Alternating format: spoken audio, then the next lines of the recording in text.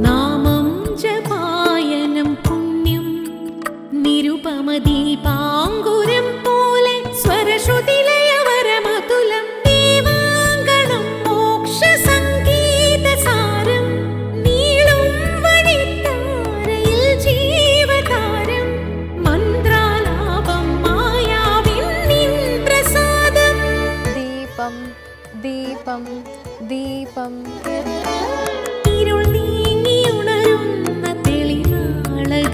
ഏവർക്കും സന്ധ്യാദീപത്തിലേക്ക് സ്വാഗതം.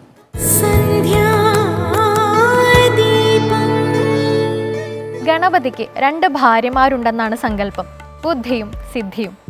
ഗണപതി സകല തടസ്സങ്ങളും മാറ്റുന്ന ദേവനാണ്, തടസ്സമില്ലാത്ത കർമ്മത്തിന്റെ പ്രതീകം. ഗണപതിയെ പ്രാർത്ഥിച്ചാൽ ബുദ്ധിയും നേട്ടവും വർദ്ധിക്കാൻ കാരണമാകുമെന്നാണ് വിശ്വാസം. സാധാരണ വ്യാപാര വ്യവസായങ്ങൾ ചെയ്യുന്നവർ ഗണപതിയെ ഭജിക്കുന്നതും അതുകൊണ്ട് തന്നെയാണ്.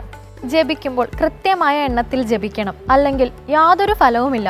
എണ്ണം തെറ്റിയാൽ ദോഷമുണ്ടാകും എന്നൊക്കെയുള്ള അഭിപ്രായങ്ങൾക്ക് യാതൊരു അടിസ്ഥാനവുമില്ല. എണ്ണത്തിൽ ശ്രദ്ധിക്കാതെ നിങ്ങളുടെ മനസ്സിന് എപ്പോൾ തൃപ്തി വരുന്നുവോ അതുവരെ ജപിക്കുക. ഭക്തി പണം പോലെ എണ്ണിക്കൊടുക്കേണ്ടതല്ല. സമയവും സന്ദർഭവും അനുസരിച്ച് ശബ്ദത്തോടെയും അല്ലാത്തപ്പോൾ മനസ്സിലും ജപിക്കാം. ഇനി ഇന്നത്തെ സന്ധ്യാനാമം കേൾക്കാം.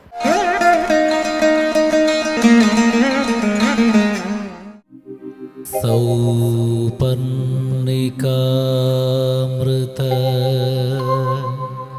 വീചികൾ പാടും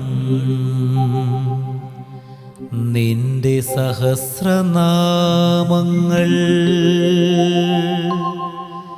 ജഗദംബികേ മൂകാംബികേ.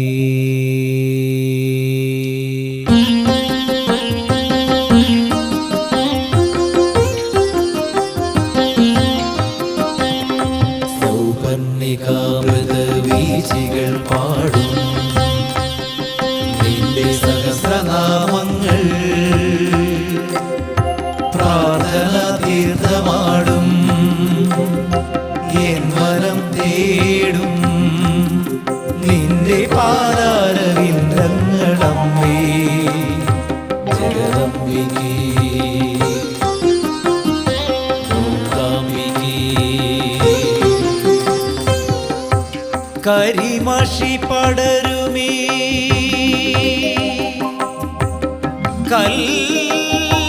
കൽവിളക്കിൽ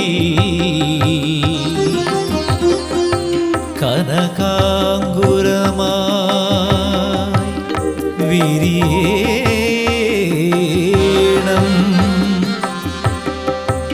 നീ അന്തർനാളമായി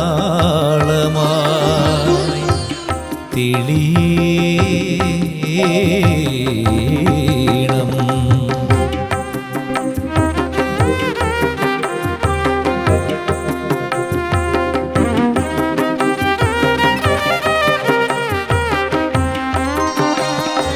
ആകാശമിരുളുന്നൊരപരാംഗമായി ആരണ്യകങ്ങളിൽ കാലിടറി ആകാശമിരുളുന്നൊരപരാംഗമായി ആരണ്യകങ്ങളിൽ കാലിടറി കൈവല്യദായികെ സർവാർത്ഥസാധികെ അമ്മേ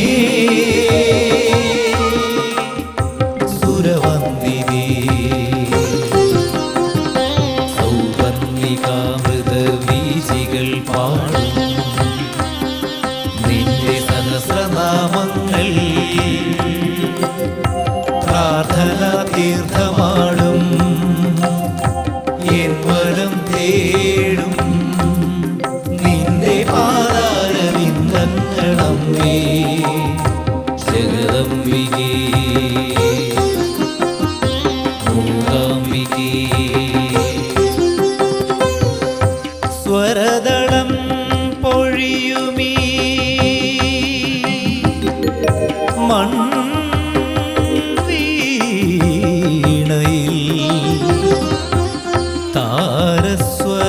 താരസ്വരമായി ഉണരേണം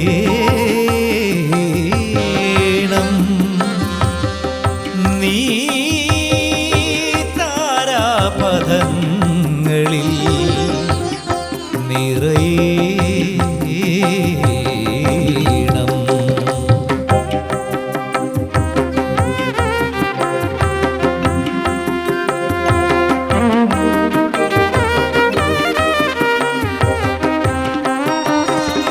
ഗാനങ്ങൾ ചിറകറ്റ ശലഭങ്ങളായി ഗഗനം മഹാമൗനഗേഹമായി. ഗാനങ്ങൾ ചിറകറ്റ ശലഭങ്ങളായി ഗഗനം മഹാമൗനഗേഹമായി. നാദസ്വരൂപിണി കാവ്യവിനോദിനി ദേവി ഭുവനേശ്വരി വീശികൾ പാടും നിന്റെ സഹസ്രനാമങ്ങൾ പ്രാർത്ഥന തീർത്ഥമാടും. എൻ മനം തേടും നിന്റെ പാതാരവിന്ദങ്ങളമ്മേ ജഗദംബികേ മൂകാംബികേ ജഗദംബികേ മൂകാംബികേ. ഭക്തരുടെ മനസ്സിൽ നിന്ന് വിട്ടുമാറാത്ത അഹന്തയും അജ്ഞതയും ദൂരീകരിക്കുന്നതിന് ഭഗവാൻ അവരെ ചില പരീക്ഷണങ്ങൾക്ക് വിധേയരാക്കാറുണ്ട്. ഈ പരീക്ഷണങ്ങൾ അവരെ ശുദ്ധി ചെയ്യുകയും ഈശ്വരനോട് കൂടുതൽ അടുപ്പിക്കുകയും ചെയ്യും. ഇത്തരം കഥകൾ സാധാരണക്കാരായ ഭക്തർ അഹന്തമുക്തരാക്കുകയും പുത്തൻ അറിവ് പകർന്നു നൽകുകയും ചെയ്യുന്നു. കേൾക്കാം ശങ്കരാചാര്യരും ചണ്ഡാളനും.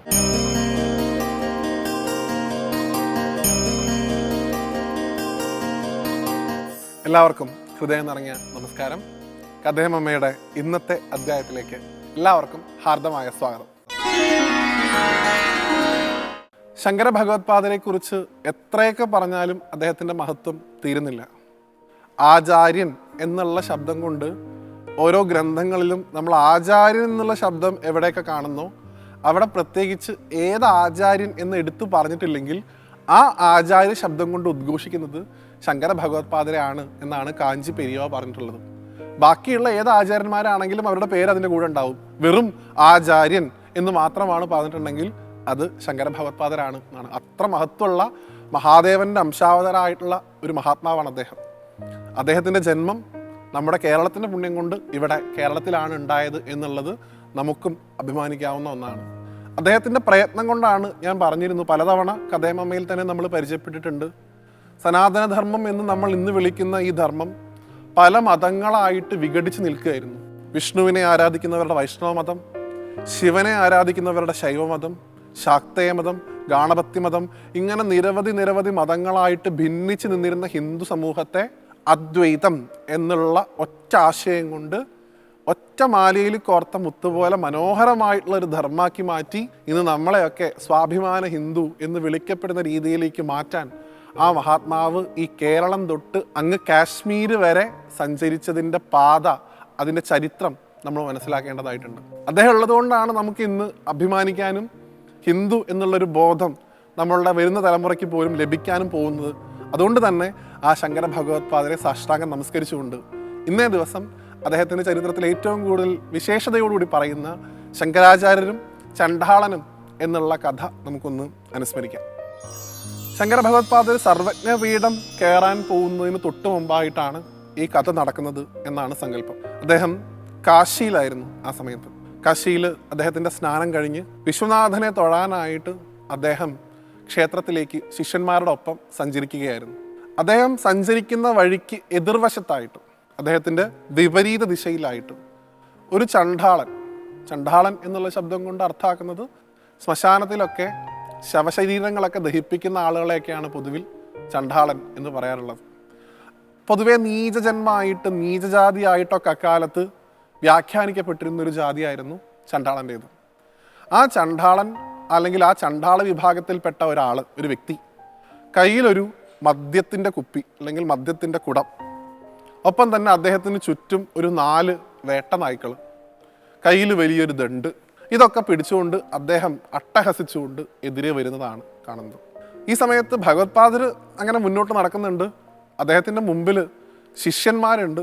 ശിഷ്യന്മാരുടെ ജോലി പ്രധാനമായിട്ടും എന്താണെന്ന് വെച്ച് കഴിഞ്ഞാൽ ഈ പറയുന്ന ബ്രാഹ്മണേതി വിഭാഗത്തിൽപ്പെട്ട, ബ്രാഹ്മണരല്ലാത്ത വിഭാഗത്തിൽപ്പെട്ട ആരെങ്കിലും വരികയാണെങ്കിൽ ഗുരുനാഥൻ വരുന്നുണ്ട്, മാറ് എന്ന് പറഞ്ഞ് അദ്ദേഹത്തിന് വഴി ഒരുക്കുക എന്നുള്ളതായിരുന്നു ശിഷ്യന്മാരുടെ ജോലി. അപ്പോൾ ഈ ചണ്ടാളൻ വരുന്നത് ശിഷ്യന്മാർ ദൂരെ നിന്നേ കാണുന്നുണ്ട്. സാധാരണ വരുന്ന ആൾക്കാരെ തന്നെ അവർ പെട്ടെന്ന് മാറ്റിയാണ് പതിവ്. ഇവിടെ അതാ ഒരു ചണ്ടാളൻ കയ്യിൽ മദ്യക്കുപ്പിയായിട്ട് വേട്ടനായ്ക്കളായിട്ട് അത്യധികം മോശപ്പെട്ട ഒരു വസ്ത്രത്തിലാണ് ഗുരുനാഥൻ്റെ നേരെ വന്നുകൊണ്ടിരിക്കുന്നത്. അദ്ദേഹത്തെ കണ്ടപ്പോൾ അവർക്ക് അതിയായിട്ടുള്ള കോപം ഉണ്ടായി എന്നാണ്. അദ്ദേഹത്തോട് അവർ വളരെ ഉറക്കെ വിളിച്ചു പറഞ്ഞു, അവിടെ നിന്ന് മാറൂ എന്ന് ഉറക്കെ വിളിച്ചു പറഞ്ഞു എന്നാണ്. ചില കഥകളിൽ അത് ഭഗവത്പാദരാണ് പറഞ്ഞതെന്നും വ്യാഖ്യാനിക്കാറുണ്ട്.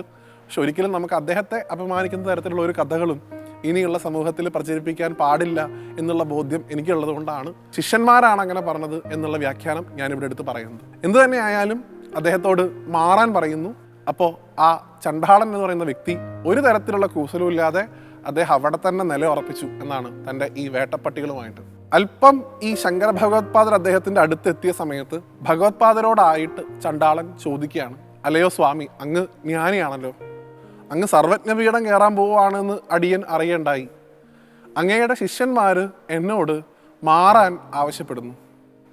അല്ലയോ മഹാത്മാവേ, എനിക്ക് ഒരു കാര്യം അറിഞ്ഞാൽ കൊള്ളാമെന്നുണ്ട്. ആരോടാണ് നിങ്ങൾ മാറാൻ പറയുന്നത്? ഈ ശരീരത്തോടാണോ അതോ ഇതിനുള്ളിലിരിക്കുന്ന ആത്മാവിനോടാണോ? ശരീരത്തോടാണ് അങ്ങ് മാറാൻ പറയുന്നത് എന്നുണ്ടെങ്കിൽ എൻ്റെ ശരീരവും അങ്ങയുടെ ശരീരവും ഒരേ വസ്തുക്കളാൽ തന്നെയാണ് നിർമ്മിക്കപ്പെട്ടിട്ടുള്ളത്. എൻ്റെ ശരീരത്തിലും മലമൂത്രാദി വസ്തുക്കളുണ്ട്, അങ്ങയുടെ ശരീരത്തിലുമുണ്ട്. എൻ്റെയിലും രക്തവും മജ്ജയും അസ്ഥിയും ഉണ്ട്, അങ്ങയുടെയിലും ഉണ്ട്. ഇനി കുലമാണ് അങ്ങ് നിശ്ചയിക്കുന്നതെന്നുണ്ടെങ്കിൽ അങ്ങ് ബ്രാഹ്മണ കുലത്തിൽ പിറന്നതും ഞാൻ ചണ്ടാല കുലത്തിൽ പിറന്നതും നമ്മുടെ രണ്ടുപേരുടെ ഇഷ്ടം കൊണ്ടല്ലല്ലോ, അത് ഭഗവാന്റെ നിശ്ചയമാണ്. അതുകൊണ്ട് ഈ ശരീരത്തോടാണ് അങ്ങ് മാറാൻ പറയുന്നതെന്നുണ്ടെങ്കിൽ അതിൽ പോലും അങ്ങും ഞാനും തമ്മിൽ ഭേദഭാവമില്ല. ഇനി ആത്മാവിനോടാണ് അങ്ങ് പറയുന്നതെന്നുണ്ടെങ്കിൽ ഈ ശരീരത്തിനുള്ള ഭേദഭാവം പോലും ആത്മാവിനില്ല. കാരണം എൻ്റെ ഉള്ളിലും അങ്ങയുടെ ഉള്ളിലും ഇരിക്കുന്നത് ഒരേ ചൈതന്യം തന്നെയല്ലേ. ഞാനും ഒരു നാൾ മരിക്കും, അങ്ങും ഒരു നാൾ മരിക്കും. നമ്മുടെ രണ്ടുപേരുടെയും ആത്മാവ് ചെന്ന് ചേരുന്നത് ഒരു സ്ഥലത്തേക്കാണ്. കാരണം നമ്മൾ രണ്ടുപേരും ഒരാളുടെ അംശമാണ്. അങ്ങനെയാണെങ്കിൽ അങ്ങ് ആരോടാണ് മാറി നിൽക്കാൻ പറയുന്നത്? ഈ ശരീരത്തോടാണോ അതോ നമ്മളിൽ തുല്യതയുള്ള ആത്മാവിനോടാണോ എന്ന് ആ ചണ്ടാളൻ ചോദിക്കുന്നുണ്ട്. ഈ ചോദ്യം ചോദിച്ച സമയത്ത് ഭഗവത്പാദർക്ക് തൻ്റെ ഉള്ളിൽ എന്തോ ഒരു പുതിയ പാഠം താൻ പഠിച്ചൊരു പ്രതീതിയാണ് ഉണ്ടായതെന്നാണ്. ആ സമയത്ത് അദ്ദേഹത്തിനെ നമസ്കരിക്കാനാണ് ഭഗവത്പാദർക്ക് തോന്നിയതെന്നാണ്. ആ സമയത്ത് ഒട്ടും തന്നെ മടിയില്ലാതെ തൻ്റെ മുമ്പിൽ നിൽക്കുന്നത് ചണ്ടാളനാണ് എന്നുള്ള ബോധമൊന്നും ഇല്ലാതെ അങ്ങ് എൻ്റെ ഗുരുനാഥനാണ് എന്നുള്ള സങ്കല്പത്തിൽ, അങ്ങ് എനിക്ക് വലിയൊരു പാഠമാണ് പഠിപ്പിച്ചത് എന്നുള്ള സങ്കല്പത്തിൽ അദ്ദേഹം ആ ചണ്ടാളനെ നമസ്കരിച്ചു. മാനുഷി പഞ്ചകം എന്ന് പറയുന്ന പ്രസിദ്ധമായിട്ടുള്ള ശ്ലോകം അദ്ദേഹം അവിടെ വെച്ച് രചിച്ചു എന്നുമാണ്. അതായത് തൻ്റെ മുമ്പിൽ കാണുന്ന വ്യക്തി ആരോ ആയിക്കൊള്ളട്ടെ, അവൻ ഏത് കുലത്തിൽ ജനിച്ചവനോ ആയിക്കൊള്ളട്ടെ, ഏത് വിഭാഗത്തിൽപ്പെട്ട ആൾക്കാരായിക്കോട്ടെ, ഏത് ലിംഗത്തിൽ പിറന്നവനായിക്കോട്ടെ, ആരോ ആയിക്കൊള്ളട്ടെ, അവൻ അറിവുള്ളവനാണെങ്കിൽ അവനിലുള്ള ബ്രഹ്മതത്വത്തെ അവൻ തിരിച്ചറിഞ്ഞിട്ടുണ്ടെന്നുണ്ടെങ്കിൽ അവനിൽ ഗുരുനാഥനെ കാണാൻ ഈ ധർമ്മം നമ്മളെ പഠിപ്പിക്കുന്നു. അതുകൊണ്ടാണ് ഭഗവത്പാദർ അദ്ദേഹത്തെ നമസ്കരിച്ചത്. അങ്ങ് പഠിപ്പിച്ചു തന്നു, എൻ്റെ ഉള്ളിലുള്ള ഒരു ചിന്തയെ അങ്ങ് കൂടുതൽ തിരിയിട്ട് കത്തിച്ചു. അങ്ങും ഞാനും ഒന്നാണ് എന്നുള്ള ബോധ്യം അങ്ങ് ഞങ്ങൾക്ക് ഉണ്ടാക്കി തന്നു. അല്ലയോ ചണ്ടാള മഹാത്മാവേ, അങ്ങ് യഥാർത്ഥത്തിൽ ആരാണ് എന്ന് ഭഗവത്പാദർ ചോദിക്കുന്ന സമയത്ത് ആ ചണ്ടാളൻ്റെ രൂപം അങ്ങോട്ട് മാറി ഭഗവാൻ കാശി വിശ്വനാഥൻ്റെ സ്വരൂപത്തിൽ ആ മഹാത്മാവിൻ്റെ മുമ്പിലേക്ക് ഭഗവാനായിട്ട് തന്നെ ചണ്ടാളൻ്റെ ദർശനം ഉണ്ടായി എന്നാണ്. മഹാദേവനാണ് ആ ഭഗവത്പാദരെ ഈ ഒരു പാഠം കൂടെ പഠിപ്പിക്കാൻ, അല്ലെങ്കിൽ ഈ ഒരു ലീല, ഇതിനെയൊന്നും പാഠം എന്ന് നമുക്ക് പറയേണ്ടതായിട്ടില്ല. കാരണം ഭഗവത്പാദർക്ക് അറിയാത്തതല്ല ഇത്, മഹാദേവൻ ഇത് പഠിപ്പിക്കേണ്ട ആവശ്യമില്ല. ഇത് നമുക്ക് വേണ്ടിയിട്ട് അവർ രണ്ടുപേരും ചെയ്ത ഒരു ലീലയായിട്ട് കണ്ടതുകൊണ്ട് ആ പാഠം നമ്മളും നമുക്ക് ശേഷം വരുന്ന തലമുറയും പഠിക്കേണ്ടതായിട്ടുണ്ട് എന്ന് ഓർമ്മപ്പെടുത്തിക്കൊണ്ട് ആ ചണ്ടാളൻ്റെ സ്വരൂപത്തിൽ വന്നു നിൽക്കുന്ന ആ സാക്ഷാൽ കാശി വിശ്വനാഥനെയും നമ്മുടെയൊക്കെ തന്നെ ആദിഗുരുവായിട്ടുള്ള ആ ജഗത്പിതാവായിട്ടുള്ള ശങ്കരാചാര്യസ്വാമിയെയും സാഷ്ടാംഗം നമസ്കരിച്ചുകൊണ്ട് ആ അദ്വൈത സിദ്ധാന്തം നമ്മുടെ മനസ്സിൽ എപ്പോഴും ഉണ്ടാവണേ എന്ന് അവരോട് രണ്ടുപേരോടും പ്രാർത്ഥിച്ചുകൊണ്ട് ഈ ഒരു കഥ അവരുടെ പാതാരവിന്ദങ്ങളിൽ സമർപ്പിക്കുന്നു. മറ്റൊരു കഥയുമായിട്ട് വീണ്ടും കാണുന്നവരെ എല്ലാവർക്കും നന്ദി, നമസ്തേ.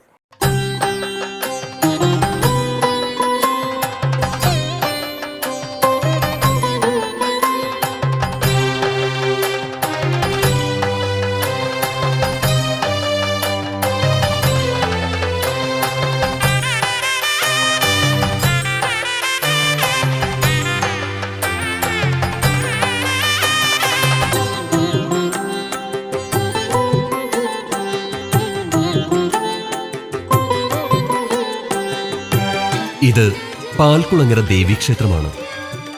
ദ്വാപരയുഗ കാലഘട്ടത്തിൽ ഭഗവാൻ കൃഷ്ണന്റെയും അർജുനന്റെയും പാദസ്പർശമേറ്റ മണ്ണ് എന്ന ധന്യത ഈ ഭൂമിക്കും ഈ ജലക്കെട്ടിനുമുണ്ടെന്ന് വിശ്വസിച്ചു പോരുന്നു. അതുകൊണ്ട് തന്നെ പാൽക്കുളങ്ങര ദേവീക്ഷേത്രത്തിന്റെ ചരിത്രവും ഐതിഹ്യവുമൊക്കെ സ്മൃതികളിൽ ലയിച്ചു കിടക്കുന്നതും ഇവിടെ തന്നെയാണ്. തിരുവനന്തപുരം കിഴക്കേക്കോട്ടയിൽ നിന്ന് പേട്ടയിലേക്ക് പോകുന്ന രാജവീതിയിൽ 1/2 കിലോമീറ്റർ നടന്നാൽ പാൽക്കുളങ്ങര ദേവീക്ഷേത്രത്തിലെത്താം. ദിവ്യമാം സായകം നൽകിയില്ലേ ഭവ്യതയാർന്നു ഭവൽപാദം പൂജിക്ക് ദിവ്യമാം സായകം നൽകിയില്ലേ ശംഭോ ശിവ ശംഭോ ശംഭോ പരശംഭോ ശംഭോ ശിവ ശംഭോ ശംഭോ പരശംഭോ. വരദായിനിയായ രാജരാജേശ്വരി സങ്കല്പത്തിലാണ് പ്രതിഷ്ഠ. ഈ ക്ഷേത്രം നിർമ്മിച്ച് പ്രതിഷ്ഠ നടത്തിയത് അർജുനൻ ആണെന്നാണ് വിശ്വാസം. ക്ഷേത്രത്തിനോട് ചേർന്ന് അർജുനൻ നിർമ്മിച്ചതെന്ന് കരുതപ്പെടുന്ന ഒരു കുളവുമുണ്ട്. പാൽക്കുളം എന്നാണ് ഈ കുളം അറിയപ്പെടുന്നത്. പാൽക്കുളങ്ങര എന്ന് ഈ സ്ഥലത്തിന് പേര് വന്നത് ഇതിൽ നിന്നാണെന്നും വിശ്വസിക്കപ്പെടുന്നു. മറ്റൊരു പരമപദം ശ്രീകാടാമ്പുഴവാണരുളും ഹിമനന്ദിനിയെ ഒരു നാൾ പൂമൂടാനിടയായിടി പരമുണ്ടോ ഒരു സുകൃതം. തൃപ്പദ പത്മത്തിൽ അർപ്പിതമാകും ആത്മാവിനു പൂകാൻ അപ്പുറമുണ്ടോ മുപ്പാരിടമതിൽ മറ്റൊരു പരമപദം.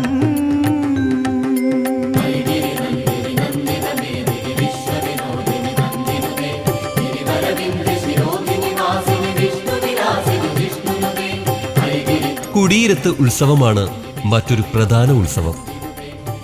3 കൊല്ലത്തിലൊരിക്കലാണ് ഈ ഉത്സവം നടക്കുന്നത്. ക്ഷേത്രത്തിന്റെ പടിഞ്ഞാറ് ഭാഗത്ത് ഊരൂട്ട് പറമ്പിലാണ് ഈ ഉത്സവം നടക്കുന്നത്. ഇവിടെ പച്ചപ്പന്തൽ കെട്ടി ദേവിയെ കുടിയിരുത്തിയാണ് ഉത്സവം.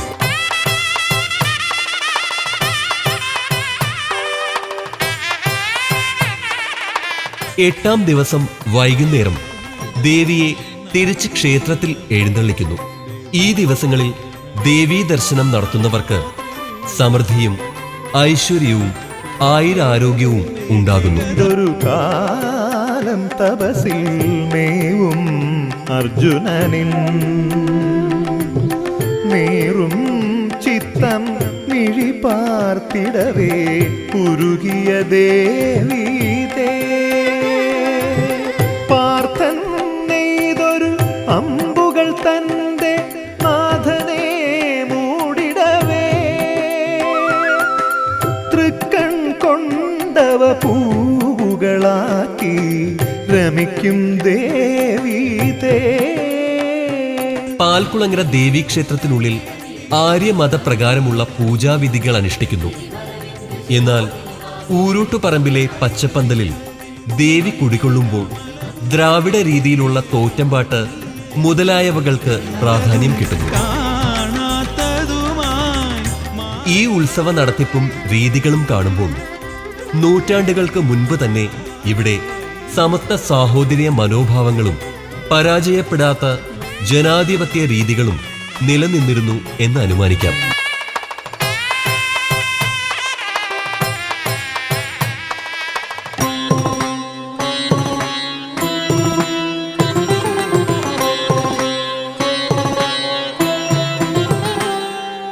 പാൽക്കുളങ്ങര ഊരൂട്ടുപറമ്പിൽ 3 കൊല്ലത്തിൽ ഒരിക്കൽ നടക്കുന്ന ഊരൂട്ടുത്സവം എല്ലാ വിധത്തിലും സവിശേഷതകൾ നിറഞ്ഞതാണ്. ഇതിന്റെ ആരാധനക്രമങ്ങൾ അർത്ഥവത്തും പഠനാർഹവുമാണ്. ഗവേഷണ വിദ്യാർത്ഥികൾക്ക് ഒരു അക്ഷയഖനിയും. ശങ്കര ഗുരുവിന് ദർശന ഭാഗ്യം ഏകിയ ദുർഗയിതേ കേഴും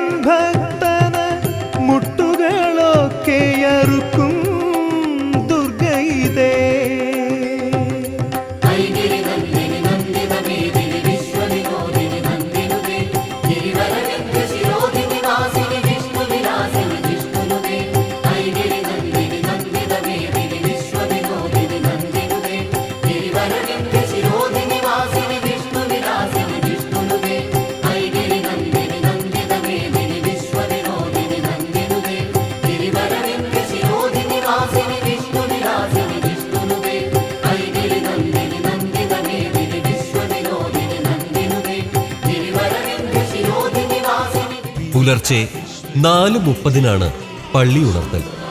5 മണിക്ക് നട തുറക്കും. തുടർന്ന് നിർമാല്യ ദർശനം. ഉച്ചയ്ക്ക് 11 മണിയോടെ നടയടയ്ക്കും. വൈകുന്നേരം 5 മണിക്ക് വീണ്ടും നട തുറക്കും. 8 മണിയോടെ അടയ്ക്കും. 3 രീതിയിൽ ദീപാരാധന നടക്കുന്ന അപൂർവം ക്ഷേത്രങ്ങളിൽ ഒന്നാണിത്.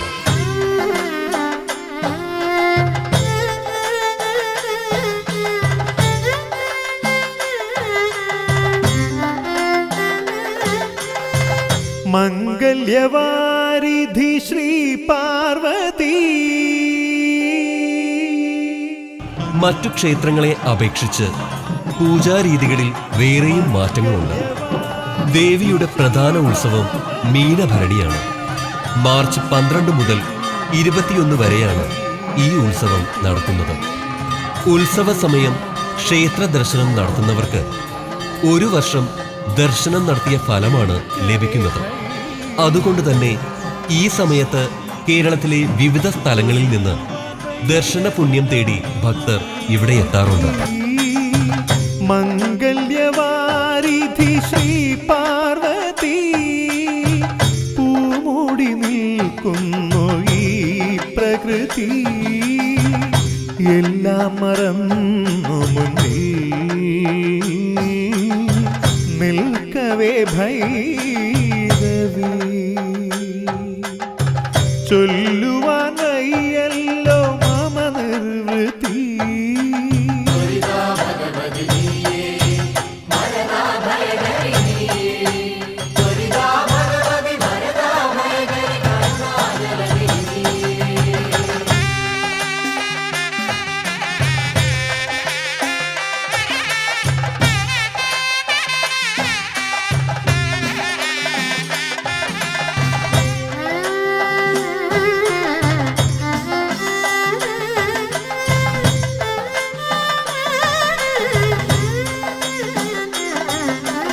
അരുണോദയത്തിൽ നിൻ അരികെ വരും നേരം അരുളും നീ വിജ്ഞാനം അഖിലേശ്വരി. ശ്രീകോവിലിനുള്ളിലെ ദേവീ വിഗ്രഹത്തിലേക്ക് നോക്കുന്ന ഏതൊരാൾക്കും കണ്ണെടുക്കുവാൻ കഴിയാത്ത വിധം പുഞ്ചിരി തൂവി ആത്മീയ സൗന്ദര്യ പ്രഭ വിടർത്തി നിൽക്കുന്നു പാൽക്കുളങ്ങര ദേവീ വിഗ്രഹം. അത്രയ്ക്ക് മനോഹരമാണ് അലങ്കാര പൂജ കഴിയുമ്പോൾ ദേവി. അഖിലേശ്വരി. തിരുവുച്ച പൂജയ്ക്ക് തിരുമുൻപിലെത്തുമ്പോൾ അഖിലാർത്ഥവും നൽകും അഭയേശ്വരി. തിരുവുച്ച പൂജയ്ക്ക് തിരുമുൻപിലെത്തും. അങ്ങനെ നോക്കി നോക്കി നിൽക്കെ ദേവി സുന്ദര രൂപിണിയാകുന്നു. ദീപങ്ങൾക്ക് നടുവിൽ മൂക്കുത്തിക്കല്ലുകൾ തിളക്കി കാതുകളിലെ കമ്മലുകൾ പ്രകാശം പരത്തി ദേവി നമ്മുടെ ആജ്ഞാചക്രത്തിലൂടെ ആത്മാവിൽ ലയിക്കുകയായി.